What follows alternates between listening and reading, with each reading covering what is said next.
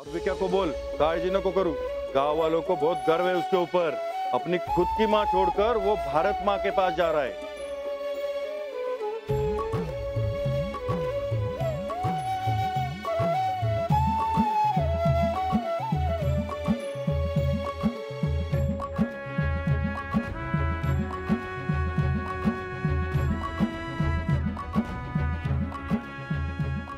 ठीक आहे, रिपोर्टिंग झालं का?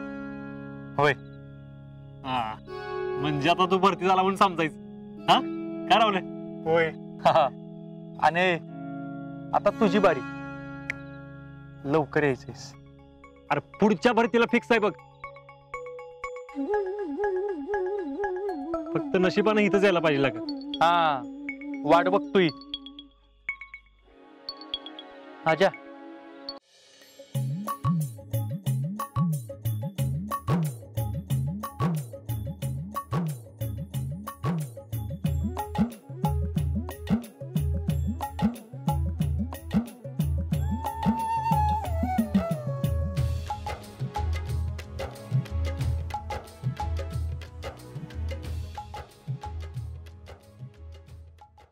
मांजर.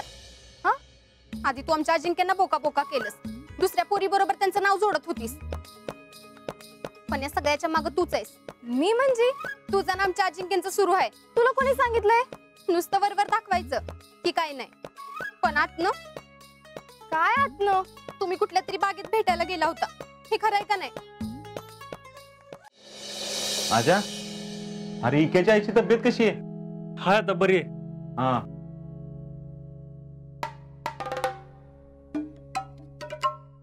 आजा बेळगावला गेला होतास वे? वय. अरे मग घरी सांगितलं नाहीस? हा, ते जरा गडबडीत राहिलं. अरे काय गडबडीत राहिलं, इथं आम्हाला काळजी लागून राहिली होती ना. तू कुठं जातोयस, काय करतोयस हे आम्हाला कळायला नको होय? अरे विक्याबरोबर कोण नव्हतं म्हणून गेलो होतो. ती सगळं ठीक आहे, पण सांगून जायचं ना. हा,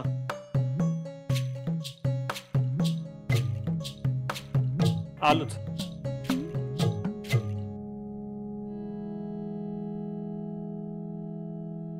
हो, जी काही ती विचारता येत नाही बाई. आता आणखीन काय विचारायचं? ती पवाराची पोरगी का होती ती विचारायचं होतं. अगं ती विचारायची काही ही वेळ आहे का? कधी येणार आहे तुमची येळ? हातात न गेल्यावर का ती पवाराची माणसं घरात येऊन दंगा करायला लागल्यावर? हे बघ पुष्पे, मी नानांकडे चौकशी केली, त्यांना माहितीये शीतल बेळगावला गेली ती, आणि ती स्वतः गेली नाही, नानांनीच पाठवलंय तिला. अहो पण ती गेली ना अजिंक्यांबरोबर.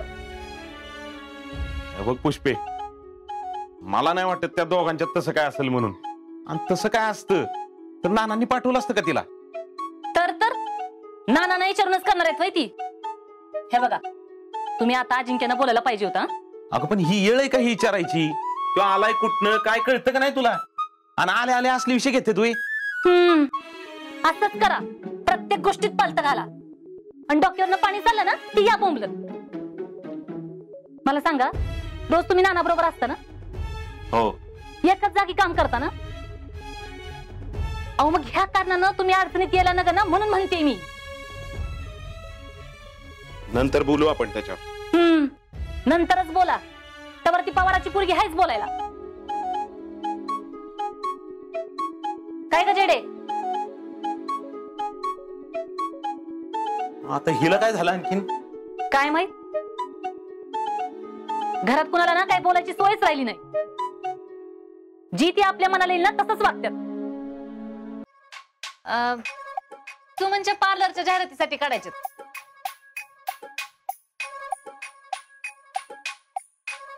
होय का नाही ग सुमन? होय होय होय. बर, मग काढूया की. हा, म्हणजे तू साडी नेसणार? आता साडीतला फोटो काढायचा म्हणजे साडी नेसायला पाहिजे की.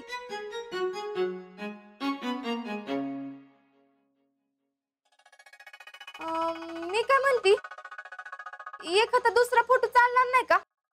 म्हणजे ड्रेस मध्ये? नाही नाही नाही नाही. का? अगं म्हणजे तुझं साडीतलं फोटो चांगला आलं ना की आमच्या बचत गटाच्या जाहिरातीसाठी बी वापरता येतील ना. तुला चालेल ना?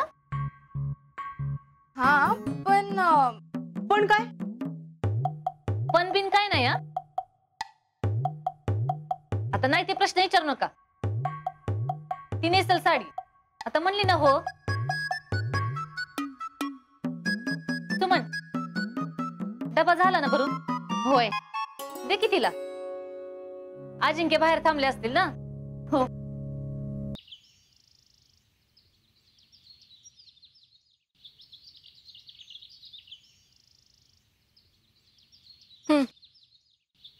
एवढा का उशीर ग?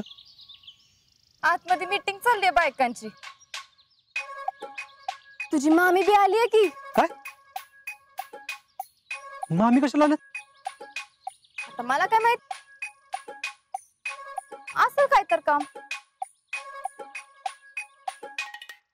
हा काय ग? अशी फोनवर तू जशी बोलत होतीस सेम तसंच जेडी कशी काय बघत होती का? मला माहित होतं असंच होणार आहे ते. माहिती होते म्हणणं. तूच काहीतरी केलं असणार आहेस. निवडकत नाही तुला. मला कशाला काय करायला लागतंय. तुझी जयडी चालली होती की इथं. माझी जेडी मग काय माझी होय? आता मामाची पोरगी आहे म्हणजे बस बस.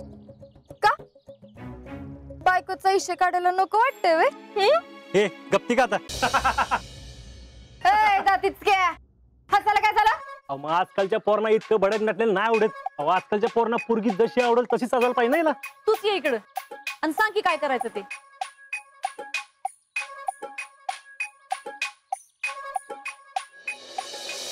तिथलं एक सांगू का? काय? तू मेकअप बिकअप करत जाऊ नको. तू जशी आहेस ना तशीच छान दिसतेस.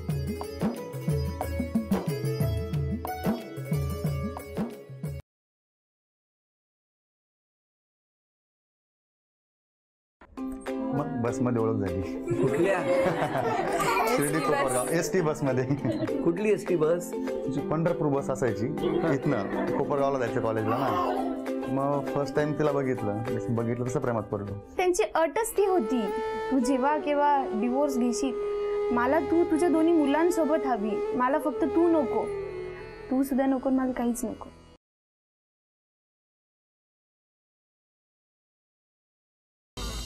मला घरी जावं लागेल. काय झालंय काय? माझ्या मायनं आमचं घर गहाण ठेवलं होतं. पोरींच्या शिक्षणासाठी पैसे लागतात म्हणून. पैसे परत देता आले नाहीत. जप्ती लागली घरावर.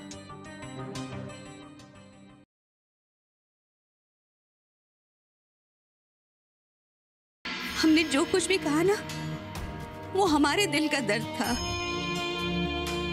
तुम्हें दुखी नहीं करना चाहते थे. काश बेटा, काश हमारा पहला पोता तुम्हारी कोख से आता. हमें बहुत खुशी होती.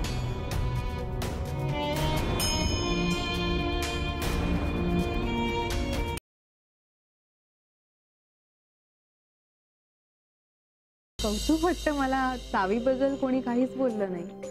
चावीबद्दल सांगण्यासारखं काही नाहीच आहे तर काय सांगणार. जर ती चावी इतकी महत्वाची नाहीये तर मग मधू काका आणि विक्रांत ती चावी घरातल्या प्रत्येक कुलपाला लावून का बघत होते?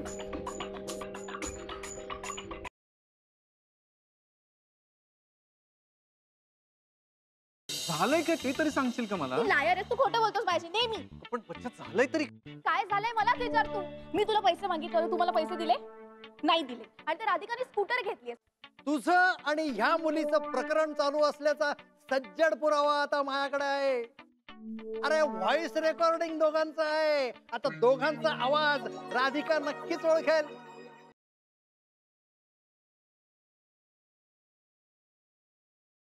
ते नव्ह, तुम्ही जागा का बदलली? गोदकाला काय वाटलं असेल? असं अंधारात कुणी हात धरतं का? माझ्याच बायको साथ धरू तुम्ही लाईट चकवलं. आता नाही. कुणीतरी बघेल ना सुद्धा. ताप देता बाबा तुम्ही. साधं जवळ बी येईना झालं. हो